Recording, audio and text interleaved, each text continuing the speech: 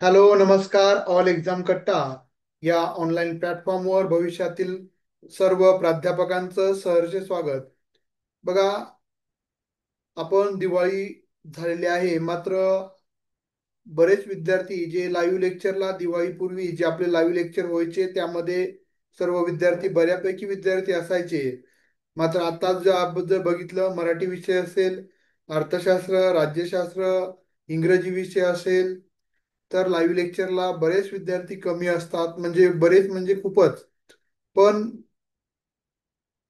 या चर्चासत्राचा उद्देश एवढाच आहे की आपल्याला योग्य ती दिशा देता यावी, तुम्हाला जाणीव करून देता यावी की परीक्षा कशी असणार आहे, कधी होणार आहे. तर आपल्या अभ्यासामध्ये आपण कुठेही कमी पडता कामा नये. आणि ही परीक्षा आपल्या आयुष्यासाठी किंवा आपल्या भविष्यासाठी किती महत्वाची आहे, या उद्देशानं आपण हे चर्चासत्र प्रत्येक रविवारी घेत असतो. तर याचा उद्देश तेवढाच आहे की तुम्हाला जाणीव करून देणं परीक्षेसंदर्भात. त्याच्या व्यतिरिक्त या परीक्षेचं महत्त्व, कारण भविष्यामध्ये जाहिराती येतील न येतील किंवा अशा पद्धतीनं भरल्या जातील जागा, याबद्दल देखील माझ्या मनामध्ये देखील संशय आहे. कारण जर त्यांनी एपीआय स्कोअर, तुमचे रिसर्चचा स्कोअर हे जर पाहिलं, तर आपण जे नव्याने सेटनेट उत्तीर्ण होणार आहे त्यांना कुठेही संधी उपलब्ध होणार नाहीये. आणि बाकी जर आपण विचार केला, 8वा वेतन आयोग केंद्र सरकार केंद्र स्तरावर जून पासून लागू होणार आहे. महाराष्ट्रामध्ये देखील 2-3 वर्षामध्ये तो लागू होईल. 2 वर्ष लागतील कदाचित. पण त्यावेळेसचा जो रेट असेल प्राध्यापक भरतीचा, 1 CR म्हणजे 1 कोटीच्या पुढे असेल. कारण तुमच्या पेमेंटमध्ये तेवढाच फरक पडणार आहे. त्याच्यामुळं आता ही खूप महत्वाची संधी आहे की आपण सध्याच या भरती प्रक्रियेअंतर्गत जी परीक्षा ज्या डिसेंबर पर्यंत होणार नाही हे खात्रीशीर सांगता येतं. जानेवारीमध्ये म्हणजे 2026 मध्ये ती परीक्षा होईल. आणि जॉईनिंगला 26 एंडिंग पर्यंत तुम्हाला जे विद्यार्थी सिलेक्ट होतील ते परीक्षा नंतर इंटरव्ह्यू आणि नंतरनं अंतिम निवड यादी, या पद्धतीनं एक आपण कल्पना करूया की डिसेंबर म्हणजे 2026च्या डिसेंबरच्या आतच त्यांच्या नियुक्ती मिळून जातील.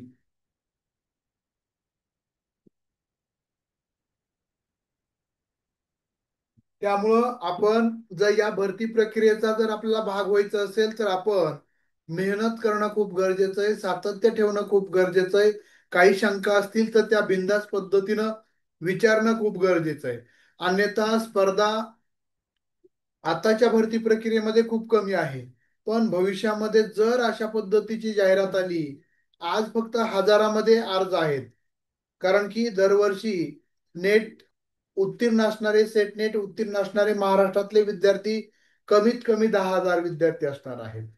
मग ते 10,000 विद्यार्थी वेगवेगळ्या विषयाचे तुमचे स्पर्धक असतील.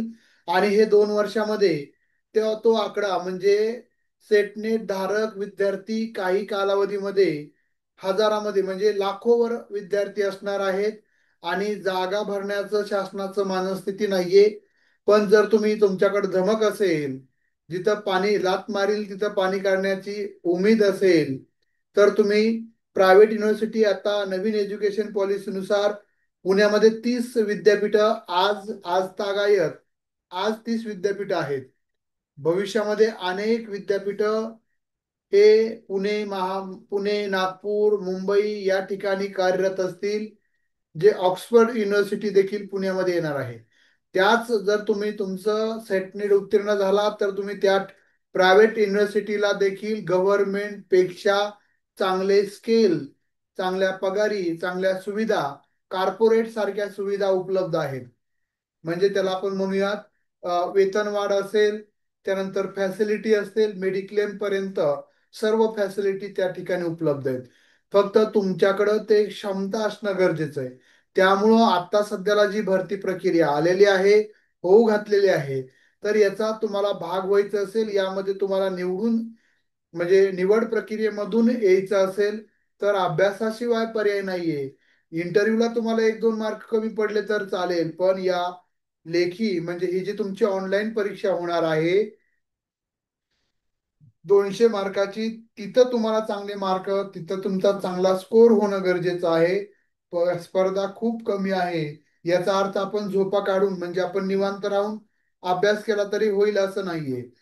आपलं कर्म करणं आपल्या हातात आहे. फळ कर्मानुसार मिळत असतो. कर्माचा अटल सिद्धांत आहे. ते तुम्हाला मला सर्वांना लागू पडतो. निसर्गाचाच तो नियम आहे असं आपण म्हणूयात. जर आपण बीज रोवलं तर आपल्याला फळं खायला मिळणार आहेत. पण आपण अभ्यासाचं बीजच आपल्या मनामध्ये किंवा सातत्यपूर्ण पद्धतीनं नाही रोवलं तर आपल्याला कशी आपण फळाची अपेक्षा करू? नाही. त्यामुळं सातत्य ठेवणं गरजेचं आहे. आणि परीक्षेची तारीख कधीही जाहीर होऊ शकते. आपण अशा मनस्थितीमध्ये असतो की चला तहान लागली की आपण विहीर खंदूयात, नंतर पाणी पिऊयात. पण ते तहान लागली तर तुमच्याकडे तेवढी एनर्जीचा असली पाहिजे, तेवढा वेळ असला पाहिजे की विहीर खंदून तुम्हाला पाणी प्यायला. म्हणजे शब्दशः अर्थ घेऊ नका. म्हणजेच तुम्हाला परीक्षेची तारीख जाहीर झाली, 1.5-2 महिन्याचा कालावधी असेल, त्यावेळेस तुमच्या कसं शक्य होणार आहे? तुम्ही गोंधळून जाल, कारण की सिलेबस हा खूप व्यापक आहे. प्रत्येक विषयाचा मी म्हणतोय, फक्त एकाच विषयाचा नाही, सर्वच विषयाचे सिलेबस हे खूप व्यापक आहेत. आणि आपली परीक्षा ही टाइम लिमिट मध्ये असणार आहे. 1 तासाचा वेळ दिला त्यांनी. त्यानंतर निगेटिव्ह सिस्टीम दिलेली आहे. त्यामुळं गुंतागुंत खूप आहे. त्याच्यावर तुम्हाला तुमची अॅक्युरेसी डेव्हलप करणं, त्यानंतर योग्य प्रश्नच, अचूक प्रश्नच निवडणं, सर्व प्रश्न 100 प्रश्न वाचून झाले पाहिजे हेही महत्वाचं आहे. अन्यथा तुम्ही 90 प्रश्नापर्यंत पोहोचू शकला तर शेवटचे 10 प्रश्न अतिशय सोपे होते. पण वेळेअभावी तुम्ही वाचू शकला नाहीत. वाचले पण गडबडीमध्ये वाचले, धावते धावते वाचले, समजलं नाही, उत्तर निवडता आलं नाही, असं होऊ शकतं. त्यामुळं आपलं वाचन, प्रश्न समजून घेण्याची पद्धत, या सर्वच बाबी परीक्षेच्या दृष्टिकोनातून, परीक्षेत यश मिळण्याच्या दृष्टिकोनातून खूप महत्वाचं आहे. चालेल, आता आपण दिवाळी झालेली आहे. आपल्या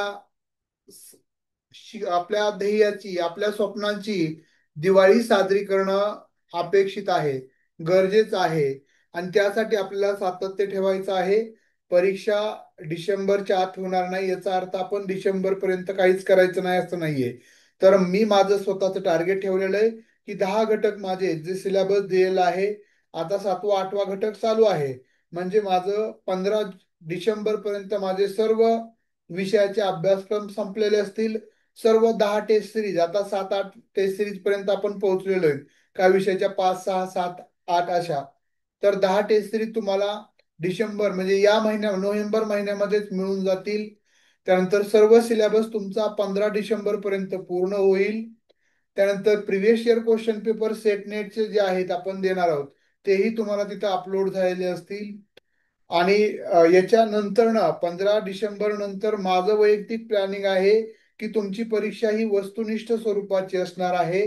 त्यामुळे तुमचा सारांश स्वरूपामध्ये प्रश्न विश्लेषण, घटक वाईज प्रश्न विश्लेषण, अशा पद्धतीचं रिव्हिजनच्या दृष्टिकोनातून मी विचार करतोय.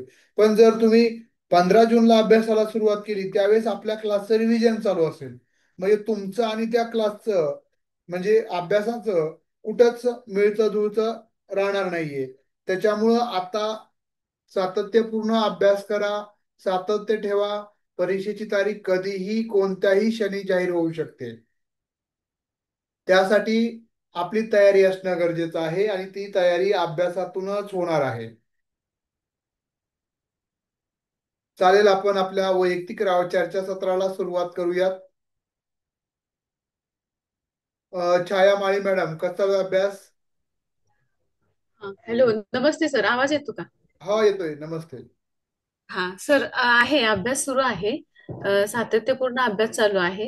ओके. पहिले 3 इकाई ज्या आहेत त्या म्हणजे कंप्लीट झालेल्या आहेत हा, अभ्यास करून आणि वाचून. हा. पण सर मला फक्त एक विचारायचं होतं की टेस्ट सिरीज सर हिंदीच्या फक्त 2च आलेल्या आहेत हो, अजूनपर्यंत. बरोबर आहे. सरांनी 2 दिलेले आहेत. मी सरांना कालच बोललेलो आहे की बाकीच्या हा. टेस्ट, बाकीच्या विषयाच्या 6, 7, 8 पर्यंत टेस्ट आपण दिलेल्या आहेत. तर ते हो बोलले. सर, हो. मी त्यांना सांगितलं की मला म्हणजे आपण जे ज्यांच्याकडून अपलोड करून घेतो तर मुले कधीही तयार असतात. सरांकडून न हा. आल्यामुळं आपण नाही टाकलेल्या. 2 मिळाल्या तर त्या दोन टाकलेल्या आहेत. मी उद्याही परत सरांना आठवण करून देतो. हा त्याचं सर. आपल्याला काही नाही, एक 2 तासात ते विद्यार्थी 2 तासामध्ये आपल्याला अपलोड करून देतात. फक्त हा सरांकडून मला येणं अपेक्षित आहे. मी बोलतो, तुम्हीही ग्रुपवर तुमच्या हिंदीच्या ग्रुपवर हा मेसेज करा किंवा सरांना मेसेज हा करा सर. की सर गृह हो सर. बाकीच्या टेस्ट आम्हाला द्याव्यात लवकरात लवकर. हो, त्यांना मेसेज मी करणारच आहे, पण म्हटलं आज मीटिंग आहे, मीटिंग मध्ये एकदा तुम्हाला बरोबर आहे. सांगूयात आणि मग त्यांना मेसेज करूयात असं ठरवलं. बरोबर आहे. मग उद्या सर मी सरांना मेसेज करते हो आणि दोन्ही चालेल ज्या चालेल. टेस्ट सिरीज टाकलेल्या आहेत त्या आता दोन्ही पण सोडवून झालेले आहेत. Okay okay okay. चालेल ना. मीही सरांना बोलतो, तुम्हीही बोला. कारण की आपलं हा सर. माझं वैयक्तिक टार्गेट आहे की 15 डिसेंबर पर्यंत आपलं सर्वच टेस्ट सिरीज सर्व मटेरियल तुम्हाला गेलं पाहिजे. नंतर ना आपल्याला जे हो सर. महत्त्वाचे टॉपिक असतील त्याच्यावर सारांश स्वरूपामध्ये युनिट वाईज क्वेश्चन विश्लेषण अशा पद्धतीने आपण परीक्षेची तारीख आली की आपण सरावाला लागलं पाहिजे. फक्त परीक्षाभिमुख हा टेस्ट सिरीज सोडवणं, त्यानंतर हा ना स्वतःच्या शॉर्टकट नोट्स असतील, म्हणजे सारांश स्वरूपामध्ये आपले सर्व त्यापर्यंत रिव्हिजन चालू झालं पाहिजे असं आपलं प्लॅन आहे. हो ना. हो, आणि एकदम जर आले तर मग सगळं सोडवायला आम्हाला पण गडबड होईल ना. हा मग बरोबर आहे. आतापर्यंत एक दोन चार जरी आले असते तरी तेवढं आमचं प्रॅक्टिस म्हणजे स्टेप बाय स्टेप प्रॅक्टिस झालं असतं, एवढंच, हा बाकी काही नाही. चालेल चालेल, मी बोलतो मी सरांशी उद्या. मी तुम्ही टाका मेसेज. हा, हो सर, हो नक्की सर, हा हा थँक्यू. चालेल. वेलकम. संदीप सर.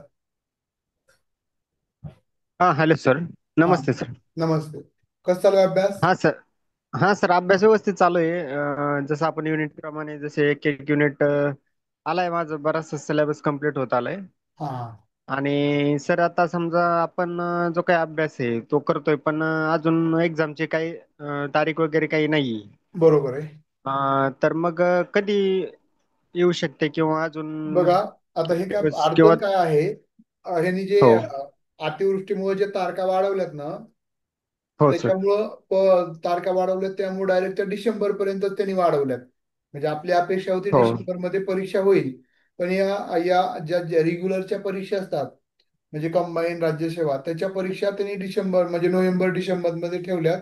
त्यामुळं आपली पण बरेचसे निकालही त्यांनी लावलेले आहेत. त्यामुळं अपेक्षित आहे की नोव्हेंबर किंवा डिसेंबरच्या पहिल्या आठवड्यामध्ये शेड्यूल आपल्याला जाहीर करतील आणि पुढे 1-1.5 महिन्याचा कालावधी आपल्याला देतील परीक्षेला. पण आणि सर डिसेंबरच्या मग परीक्षा होणार नाही हे निश्चित आहे. हो सर. हा आणि बोला. सर मग समजा आपले जोपर्यंत परीक्षा एक्झामचं शेड्यूल शेड्यूल येत नाही तोपर्यंत आपला अभ्यास कुठपर्यंत झालेला असावा, किंवा आपण तोपर्यंत काय काय कम्प्लीट करणं गरजेचं आहे. आता सिलेबस तर आपण युनिटी वाईज एक एक पॉइंट्स करत चाललोय पुढे.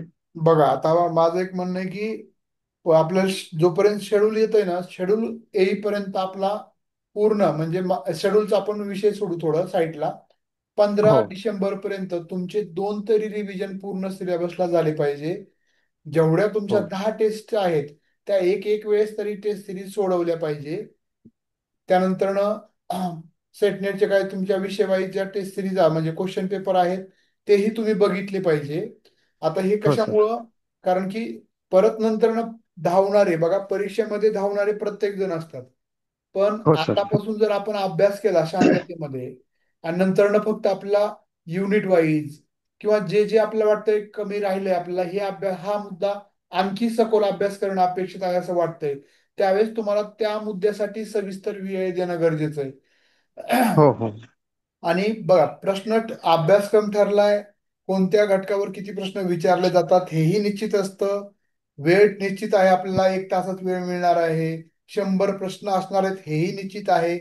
म्हणजे फक्त नंतर ना ज्यावेळेस तुमची तारीख येईल त्यावेळेस फक्त तुम्ही युनिट वाईज पूर्ण सिलेबसवर क्वेश्चन विश्लेषण, क्वेश्चन टेस्ट सिरीज सोडवणं, त्यानंतर ना प्रिव्हियस इयर क्वेश्चन पेपर असतील, सरावासाठीचे प्रश्नपत्रिका असतील, याच्यावरच तुम्ही भर देणं गरजेचं आहे. त्यातून तुमच्यामध्ये कॉन्फिडन्स क्रिएट होत असतो, जो हो परीक्षेसाठी सर. खूप महत्वाचा असतो.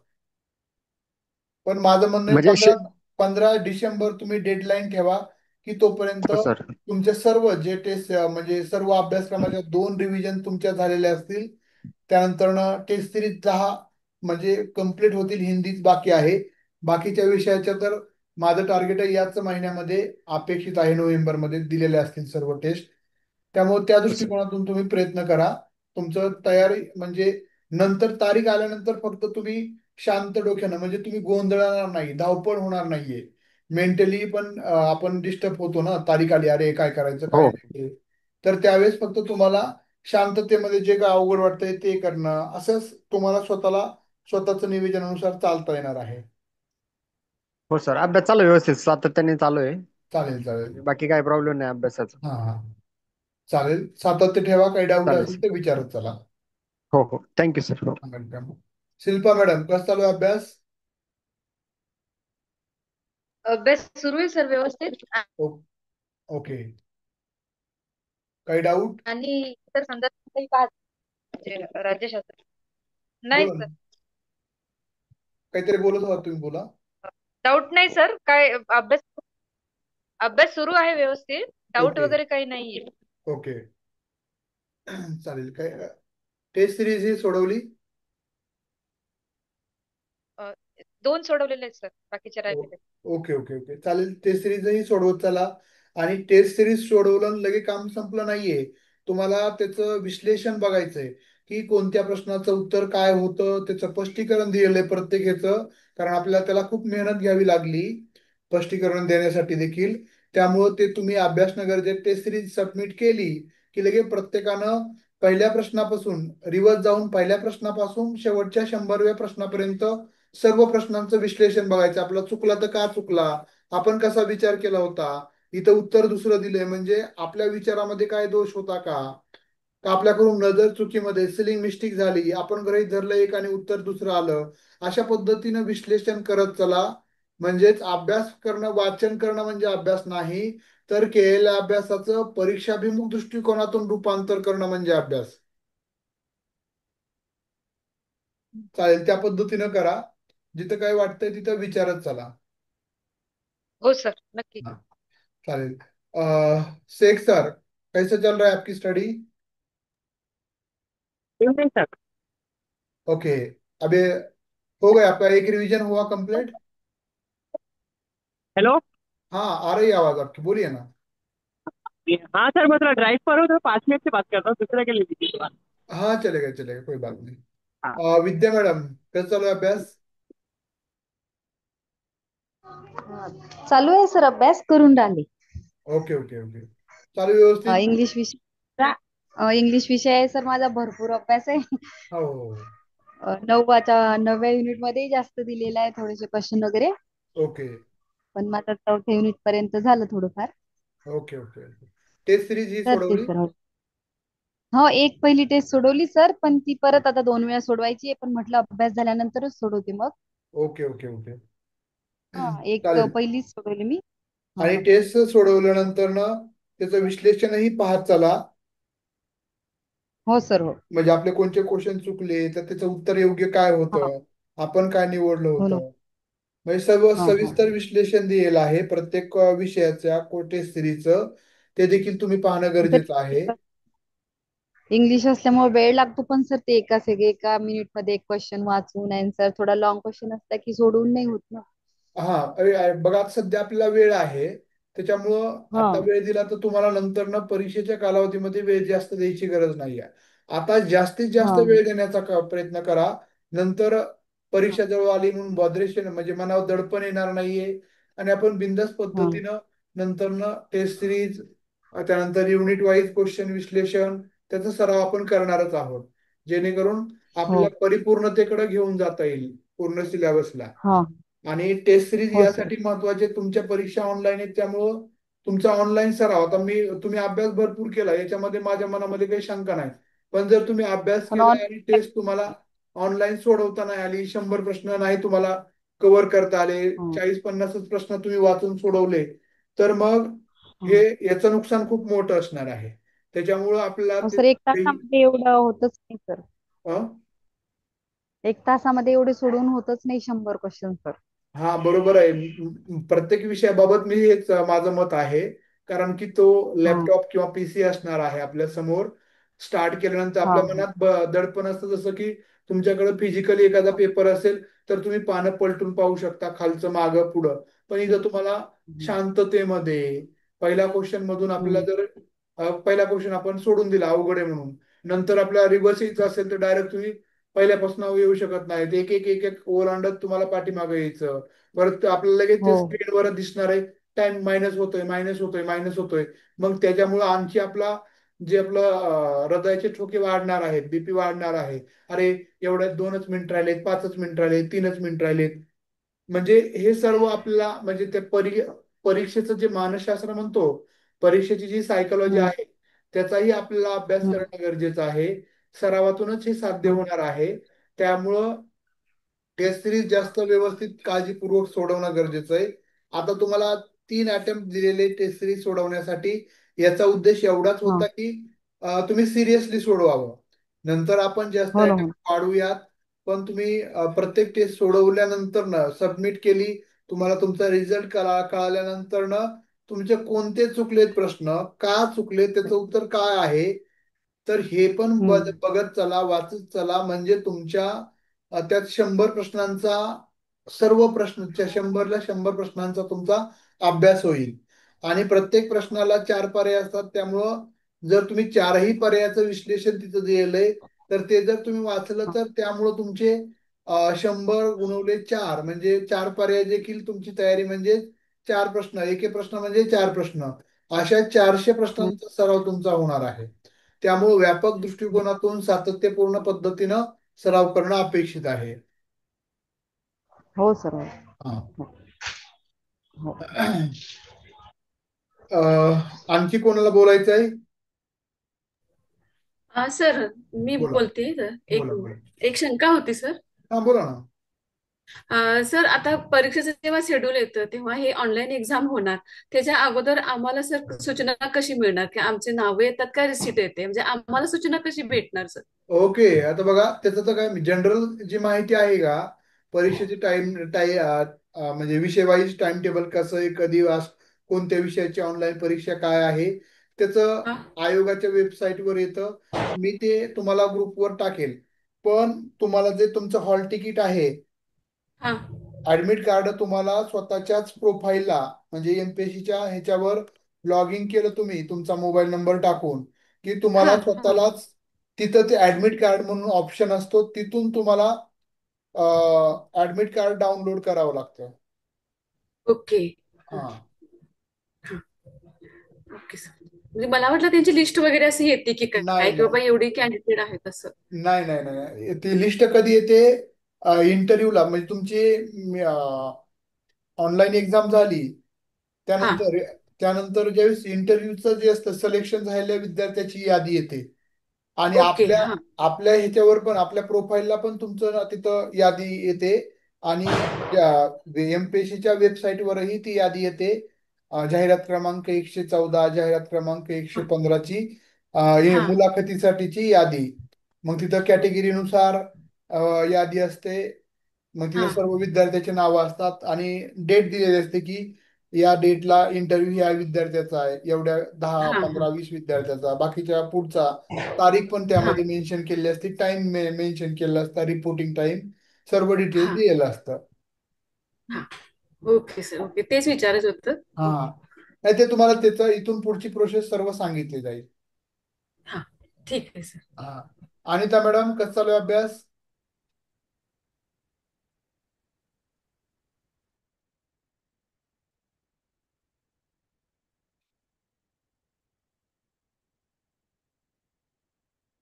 हॅलो, अनिता मॅडम, बोला.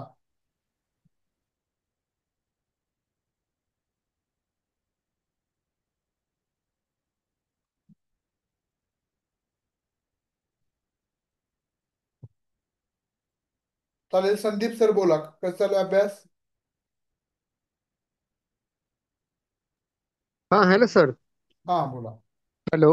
हा, हा, बोला ना. म्हटलं सर, एक्झाम ही ऑनलाईनच असेल का, किंवा ऑफलाईन असायला म्हणजे हवी होती, असं माझं नाही, मत नाही, होतं. आता परीक्षा ऑनलाईन बघा, 1 तासाचा टाइम दिलेला आहे. आणि आपलं हो. ऑनलाईन कशा, म्हणजे ऑफलाईन कसं असू शकणार नाहीये. तर ऑफलाईन म्हणल्यानंतर वेगवेगळे विषय आहेत आणि त्यामध्ये तो प्रॉब्लेम येतो. त्यामुळे ऑनलाईनला त्यांना हे जे सरळ ऑनलाईनला रिझल्ट लावायला सोपं जातं. म्हणजे हो. त्यांचं सेकंड अँसर की नसते, अँसर की नसतेच, डायरेक्ट रिझल्ट लावतात. आणि दुसऱ्या दिवशी लावू शकतात परीक्षेचं शेड्यूल संपल्यानंतर, दुसऱ्या 2-3 दिवसामध्ये. पण ऑफलाईन झाली तर त्याची प्रक्रिया लांब असते.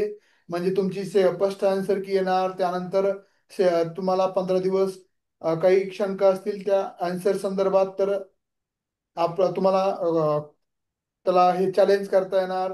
त्यानंतर सेकंड आन्सर की येणार, नंतर रिझल्ट येणार. त्यामुळं डायरेक्ट म्हणजे सरळ सेवेमध्ये आता ऑनलाईन परीक्षा आणि नंतर रिझल्ट आणि नंतर फक्त इंटरव्ह्यू, अशा पद्धतीनं लवकर उरकण्याच्या दृष्टिकोनातून हे राबवत आहेत. आणि आपले ऍप्लिकेशन कमी आहेत, आपली जाहिरात खूप मोठी नाहीये, त्याच्यामुळे ते 100% ऑनलाईनच परीक्षा होणार आहे.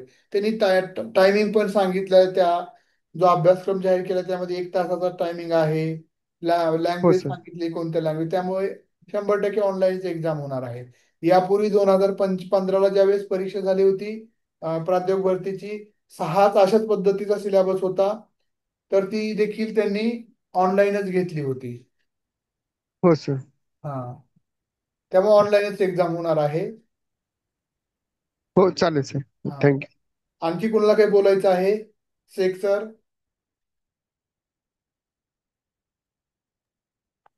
Hello sir. हाँ, बोलिए ना। हाँ, good evening sir. Good evening. हाँ सर, चालू है सर, अच्छे से स्टडी हो रही है। इस हफ्ते में थोड़ा कम हुआ है, थोड़ा छुट्टी में कराए थे तो ओके ओके ओके। अभी अभी नेक्स्ट मंडे से अब थोड़ा स्टार्ट करेंगे सर, अभी दोबारा से। हाँ, चलेगा चलेगा, कंटिन्यू हाँ करिए, कोई डाउट हो तो बोलिए। हाँ हाँ सर। हाँ, चलेगा चलेगा, ओके। अनिता मैडम, कैसा चालू आहे अभ्यास?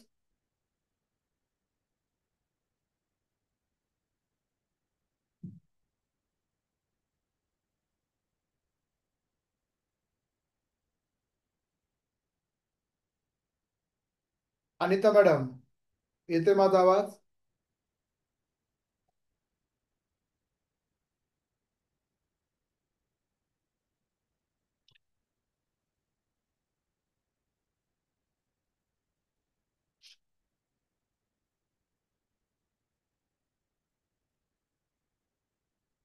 चालेल, आणखी कोणाला काही बोलायचं आहे? नसेल तर सातत्य ठेवा. काही डाऊट असतील तर विचारत चला. परीक्षेसाठी वेळ आहे असं गृहीत धरू नका.